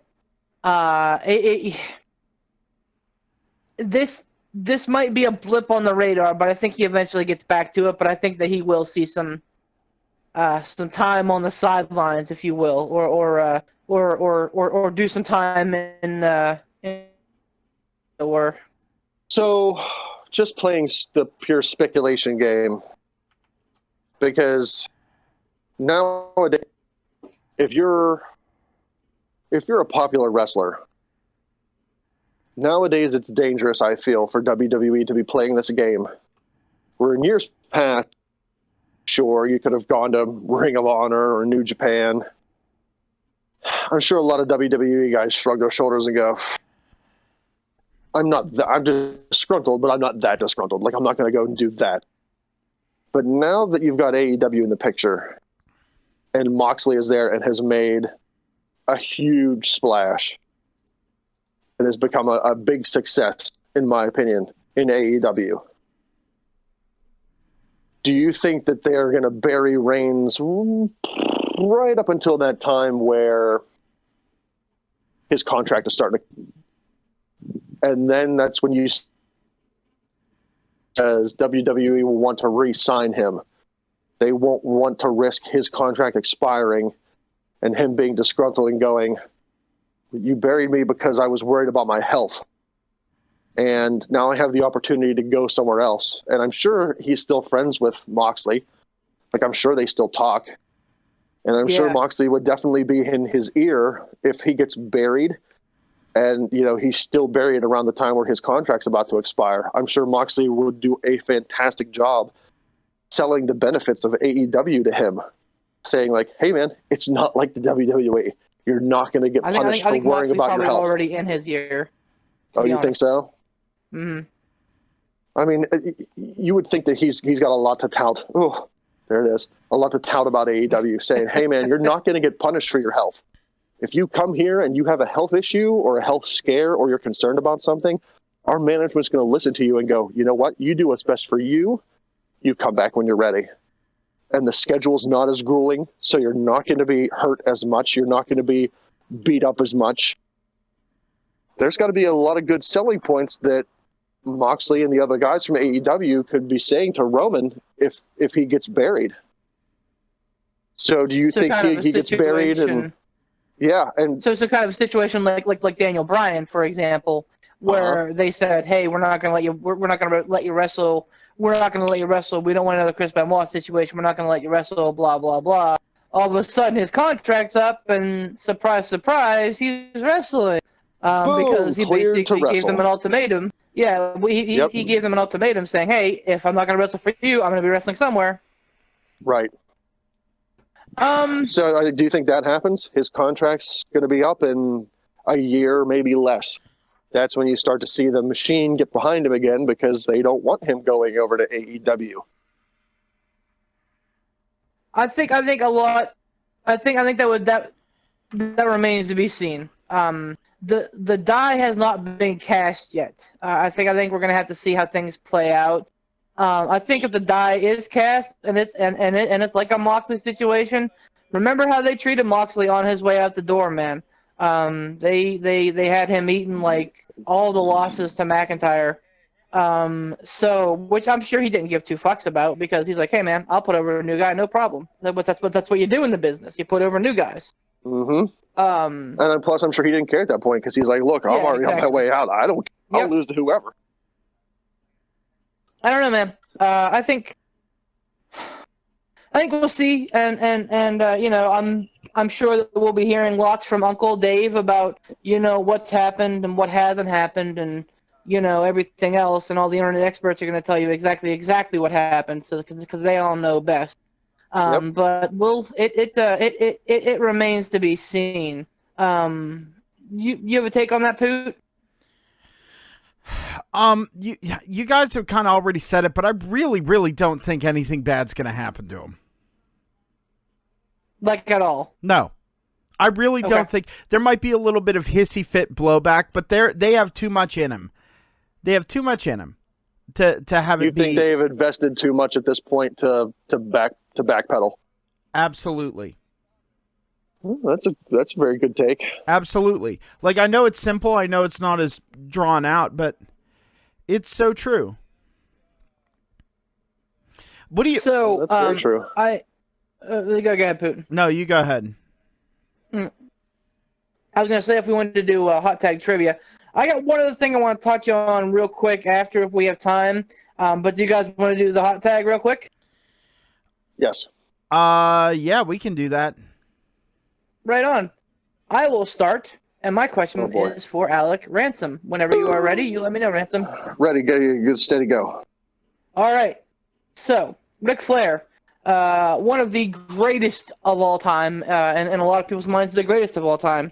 I know that you are a Flair man. So, Ric Flair, what was his individual record at WrestleMania as a singles competitor? What was his record at WrestleMania? Oh Lord, I don't even know how many matches he wrestled at WrestleMania.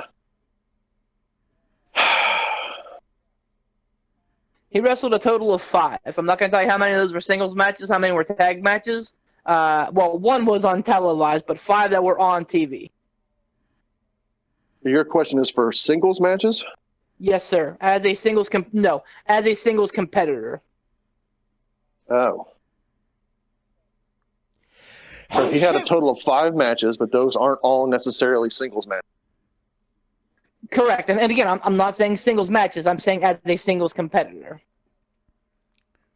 Oh, right. Okay. Because he may have been in a multi-man match, but that's still as a singles competitor versus like being in a tag team.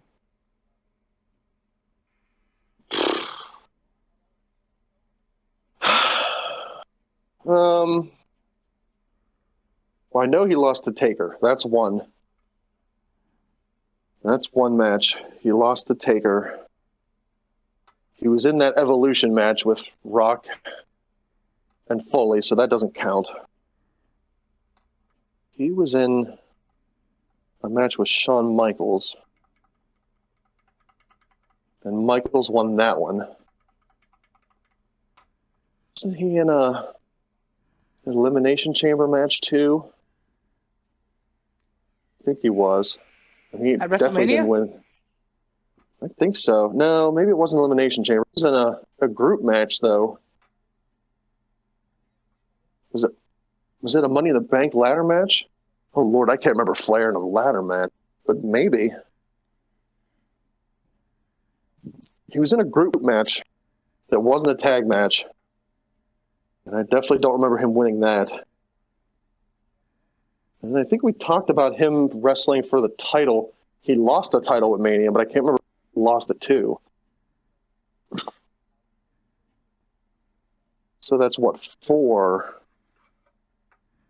And he lost all those, except for the tag match that he was in Evolution with. But that one doesn't count in this. So I want to say he competed as a singles wrestler 4 matches at Mania, and he lost them. So as a singles competitor, he's 0-4 at Mania. You talked through that very well, sir, and you are 100% right on every occasion. He is so hard to 0-4 as a believe singles that it's competitor, right? It's only been 5 matches total at Mania for him. Mm-hmm. And he's lost 4 of them. The only reason he won the 5th is because he tagged with Batista and Orton. He lost the WWF title to Macho Man at WrestleMania 8, and then lost Macho Man, that's who it was. Lost to The Undertaker in WrestleMania X8, won at WrestleMania 20 as part of the tag team match. Yep. Lost as a part of the Money in the Bank ladder match at WrestleMania 22. Okay. With such standouts like Bobby Lashley, Shelton Benjamin, Finlay, Matt Hardy, and the eventual winner, RVD. Wow. Gosh. Probably the weakest Money in the Bank match ever. And then WrestleMania 24, his last match, quote-unquote last match, he lost against Shawn Michaels. Jeez. And he was in a dark match at WrestleMania 23 with tagging with Carlito, defeating Chavo Guerrero and Greg Helms. Wow. Well then. Yeah, right? I'm surprised that over his career, he's only been in 5 televised WrestleMania matches. Insane. That is insane. Holy crap. All right, Poot. Europe. This question revolves around the World Heavyweight Championship in WWE, not WCW, WWE. Okie dokie. It's a three-parter. Who has the longest reign as a world heavyweight champion? The two people that jump into my head are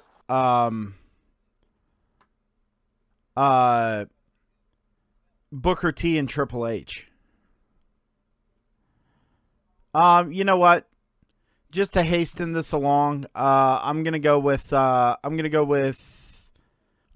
H. Okay. Who has the most reigns as the world heavyweight champion? Who has won it the most times? Dolph Ziggler. No, No. that one I'm gonna say Booker T. Okay.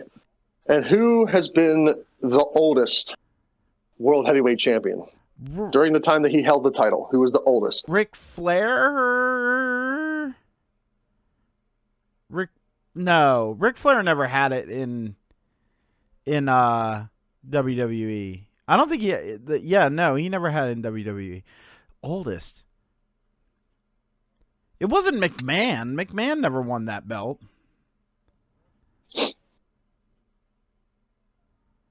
I love how Put it out on that one. No, I honestly, dude, whenever that belt was being tossed around so much, that was whenever I didn't watch wrestling. Like, seriously, like I was out of it. I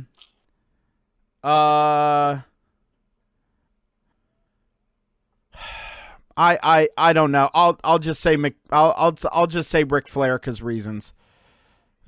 Okay, you're 0 for 3. Beef, do you care to tag in on this?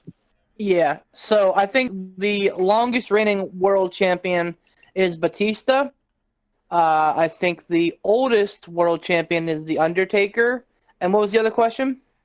Who had the most reigns as the world heavyweight champion? I'd say probably Batista for that too. All right, you're 2 for 3. It was Batista had the longest reign. You care to hazard a guess on how many days? Probably close to a year. 228. Mm-hmm. Who'd you say the oldest was? Undertaker. Yep. Do you care to guess how old he was? 52. 44. Wow. And the most reigns is Edge Oh, yeah. with seven world title reigns. Like I said, I always seem to get threaded the needle on like questions where it's like, what years didn't Poot watch wrestling? 2004 to 2009? Yeah, okay. Yeah, it always hits there. Yep. That's right where I get, and I'm like, literally, I haven't gone back and watched, like, because I'm like, I'd rather focus on what's going on right now, which weirdly enough is people from that time period. Yeah, right? Yeah. All right, Beef. Mm-hmm. There have been how many WrestleManias now? This will be 36. Well, 35, yeah. This will be 36 coming up. Of all the WrestleManias, I want the top 5 highest claimed attendance. Ooh. All right. I want what manias they are, the top 5. Mm-hmm. I want where they were, what stadium, and how many in attendance. Kate gave you numbers. Number 1 is WrestleMania 32. It was at Jerry World, AT&T Stadium, Cowboy Stadium. Okay. It was reported north of 100,000. I'm pretty sure it was like 102 or something. Think it through. I want to say the Silverdome is up there, but I don't think so because of their penchant for. Because the last 5 years they've run in like last 6 years. No, fuck, like the last 10 years, they've been running out of football stadiums. Jerry World was definitely the biggest at 32. I'm gonna say 31 at Levi Stadium, out in San Francisco. I'd say they probably had 80 some on there. WrestleMania 30 and 34 in the Superdome in Louisiana, New Orleans, Louisiana. They probably had 75 plus there. And then I will throw in WrestleMania 3 at the Silverdome. I think they had 60, or I guess probably 72,000. Final answers? Yeah, they've had two at MetLife, so I'm betting on one of the MetLife ones is on there too. But what the hell? Why not? Yeah. All right. So in order from lowest to highest, okay. You have WrestleMania. This is claimed attendance, mind you.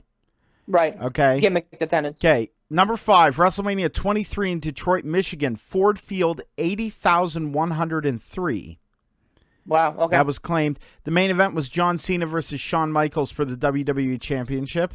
Number 4, WrestleMania 29, East Rutherford, New Jersey, MetLife Stadium, 80,676. The Rock versus John Cena for WWE Championship. Twice in a lifetime. Number 3, Oh. WrestleMania 35, East Rutherford, New Jersey, MetLife Stadium.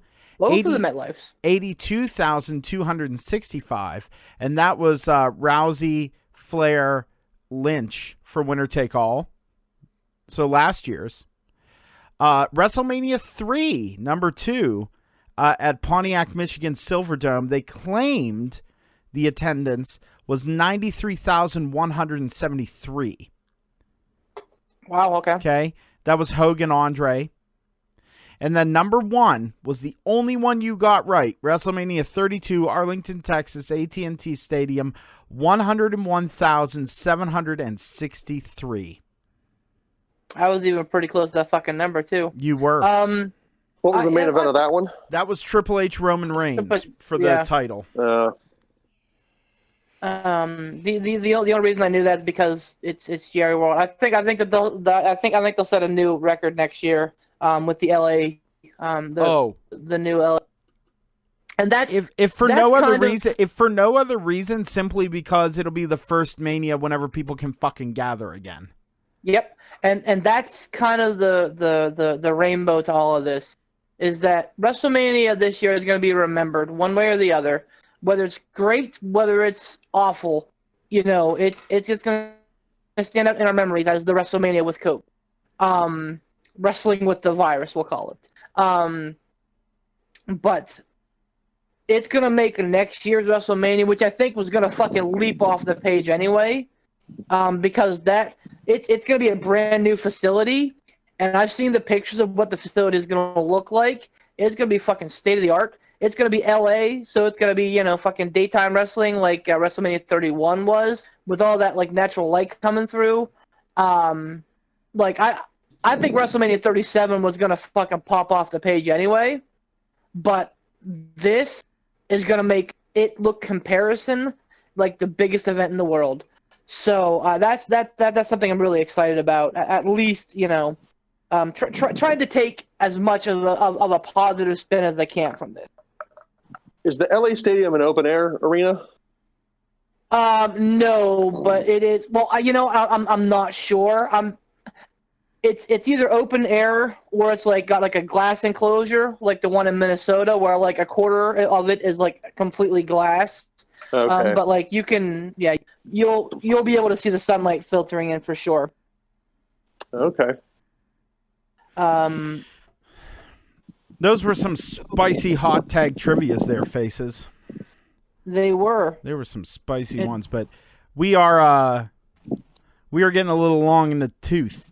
I got a lot of editing work and shit, and I got a lot of beer to buy for this Mania weekend because either it's going to be celebratory drinks or it's going to be, oh, this is so sad and terrible drinks. You know what? Speaking of I'm beer, gonna have some beers this weekend too, Poot.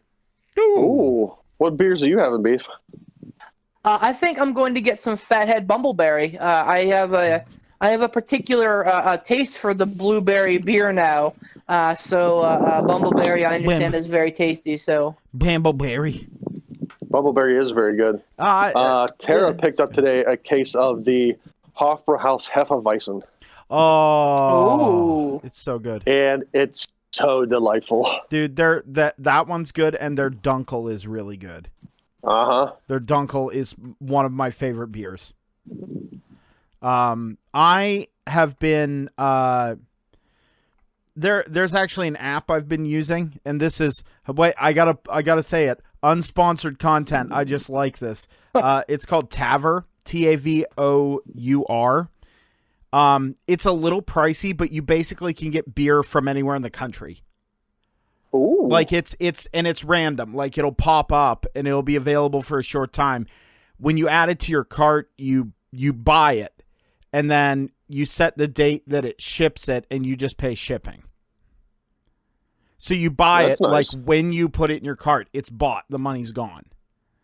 But you can buy in increments of like 1 can, 1 bottle, or like 8 cans. Oh, It's a damn. little pricey, but it's small microbrews from all over the country. So you get to try something different. That's awesome. Yeah, man, it's a really cool on the, dealy do. But for me, it's probably gonna be the classic, the day drinking staple for Poot the Bard. That's right, Pabst. Coors Light. Even worse. Coors Light. That's my Real quick, Ransom. that's my session day drinker. Sorry. my. Because I just want to look it up real quick. The stadium, SoFi Stadium, will feature a fixed translucent roof. So it's going to be a clear ass glass roof. It's probably going to have the big SoFi logo on it. So SoFi is going to be like by the end of the night. But the sides are going to be open air. So it should be interesting. Nice. Beef, you've been super glitchy tonight. Well, It's the and I'll Corona tell ya, connection. Nope. I tell you, I can prove it's not mine. I smashed for 2 hours and talked on Discord with 0 issues. So any connection issues are not on mine. I have a solid, full bars on this end there, cowboy. Well, who knows? Anyway, But Was there anyway, something you wanted to say after the picks, Beef? yeah, I don't want to get into it because it was going to be a thing. But I know Poot has to run, so no worries. what? No, how big of a thing? Are we talking 45-minute discussion thing? No, I don't think so. It was reported that after or maybe before WrestleMania, that Brock Lesnar basically got in McMahon's face and I read that. reamed him out for Oh yeah. the his treating of the situation, his treating of talent. And it goes back to kind of what we've been discussing for about a month now. Is it greed or is it the desire to give people escapability? Is it somewhere in the middle? But yeah, Lesnar basically kind of dressed him down on behalf of the whole locker room. And that's the second time at a WrestleMania that Lesnar has had a problem with McMahon. So Didn't he request to have his match recorded first because he wanted to wrestle and get the hell out? And they were like, "No, Yep. we have a set plan on how we're going to be taping this, we have and a you're lineup. here Yep. until it's your turn." Yep. And that also rubbed him the wrong way. Which is smart on both accounts. Lesnar wants to get out and limit his interaction. I understand Sure. that. But WWE is also Absolutely. saying, hey, we want to keep as few people around as possible. So, we're asking everybody to adhere to the schedule. But whether it's for his own gain or his own whatever, I really, really, really like the idea that Lesnar was standing up for people. That Because he can do it. because he didn't just say him, me. He said he apparently addressed, and said about everybody. Yeah. Yep. And Lesnar's one of the guys that can flip out on Vince and like Vince isn't going to bury him or fire him because he's a megastar. You know, he's yeah. legit. Yeah, 100%. You know, he really stepped up as that locker room leader and said, you know, hey, you did a shitty thing here, making people show up, putting them in danger for this event when you could have postponed it and canceled it like other people are doing. Fucking finally, it's taken, you know, what, fucking 6 years, but Lesnar's finally kind of stepping into the role that I think he was destined for, and that is to be the guy in WWE and to be the guy who's the locker room leader. So, you know, good on him, man, because so many people are afraid to say anything to Vince McMahon, but good on Lesnar for fucking dressing him down. What does Lesnar have to lose? Yeah, right. If Nothing. Vince says, you know what, you flipped out on me and disrespected me, you're fired. Lesnar's going to go, okay, I'll go back to Saskatchewan with all my money. Let's not forget that Lesnar's in a very similar situation with Roman Reigns, not quite as dire, but he had diverticulitis, and that damn near fucking killed him. You know, so he's just as much at risk as Roman Reigns. He could have easily said to Vince, hey, you know what? If Roman's pulling out, so am I. And that would have absolutely crippled the card. I don't care who you are. It could have withstood losing Reigns or Lesnar, but not. See, and I almost think that if Lesnar would have done that, Reigns would have been in a better position. Because it wouldn't have just been Reigns that said, hey, you know what, I'm concerned for my health, I'm not doing it. If Brock did it too, if there is going to be any punishment of Roman Reigns, I feel like it either would have not happened or it would have been dramatically lessened if there had been someone else who was also a top star that said, yeah, I'm concerned for my health, I'm not doing this. I just think that it's a good thing, and I think if he dressed people down, if it wasn't just in Gorilla, if it was like in front of like the general populace, then I'm worried that McMahon will take it out on the rest of the locker room. Because, you know, he's not the most rational human being in the universe. What? Well, allegedly that's true. What? Could be because Beef's of his reaction. fucking, like, What? You know, could be because of his fucking like 3 hours of sleep he gets a night, or all the fucking steroids he shoots up with. I can't say that. Or all we'll edit that out and or all the sneezing he doesn't do. Exactly, like, you know, he's a fucking Looney Tune. Like he's a fucking cartoon character. You know, he really is. To be real, he is a dude. If you believe all of the things that we are led to believe, he's a fucking cartoon character. So, you know, people get eccentric with money. Look at fucking Ted Turner. So it happens. But I mean, good on Lesnar. So here's my final kind of thought on WrestleMania. Since we're kind of putting things in a bow, I'm glad it's happening. I'm bummed that it's not going to be in front of 80,000 people. I'm bummed that there's not like a ton of like little independent shows that I can be seeking out and like watching right now. Like I'm bummed for the guys and girls who should be getting a huge paycheck, who should be getting their WrestleMania moment in front of, you know, hundreds, thousands of people, maybe even 100,000 people, and then millions across the globe. I'm bummed for all of them, but I'm glad it's happening because we need it. Things are very bleak right now. Like, people are having a hard time seeing kind of the end of the tunnel. This gives us a chance to take a couple hours out of our week and barely mention it. It gives us, you know, 6, 8, if you've watched pre-shows, hours of content on Saturday and Sunday where we can just fucking forget about this for 2 seconds and enjoy a product out there. So, you know, I urge you, if you're listening, you probably watch the product currently, but if you don't, or if you know lapsed fans, if you know people that are just looking for an escape, man, you know, tell them, hey, WWE Network is free for the first month.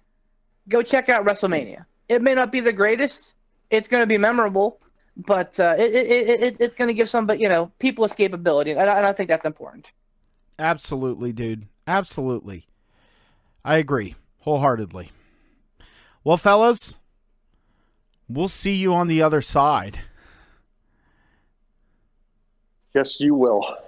This is going to be a historical Mania, as Beef said, one way or another. I don't think any of us will ever forget WrestleMania 36. So we'll have wrestling talk next week because we'll have Mania to talk about and the Raw after Mania to talk about. And I don't know if there's going to be shows on Wednesday, if there's going to be an NXT or a AEW on the Wednesdays, but next week we'll definitely have wrestling stuff to talk about. But the weeks after, We're gonna if get there's weird no with wrestling, it might just be 3 to 4 dummies just talking about what you would do if you had $1 million but. No, so here's the thing I'll suggest to anyone who does listen. If you got this far, God bless you. The in case the wrestling world does shut down wholesale and there aren't new events, let us know what you want us to talk about. You want us to talk about older events, go back and do like reviews on those, or go back and talk about our favorite matches, talk about, maybe some future booking once everything kicks back up. Like, let us know. Comment on the YouTube video, shoot us an email. Beef, what's that sexy email? It is Pittsburgh Piledriver Podcast at gmail.com. Pittsburgh Piledriver Podcast at gmail.com. And also go on over to our Facebook page and make sure you like it. Also, make sure you go on over and check out IWC's Facebook page. Check out any of the events that they're planning down the road, because I don't believe all their events have been canceled down the road. I know that Poopmas weekend event in Clearfield was canceled, as we mentioned at the beginning of the show. But as has been Night of Superstars, which was shaping up to be a stellar card as well. Yeah, and I mean, it's the nature of the beast that's disappointing. And the thing is, the other suggestion, too, is make sure, if you can, go find the merch for, like, one of your favorite independent wrestlers, or, hell, even wrestlers in, like, AEW. WWE, I mean, you can, but we're talking more about the little scrappy guy here.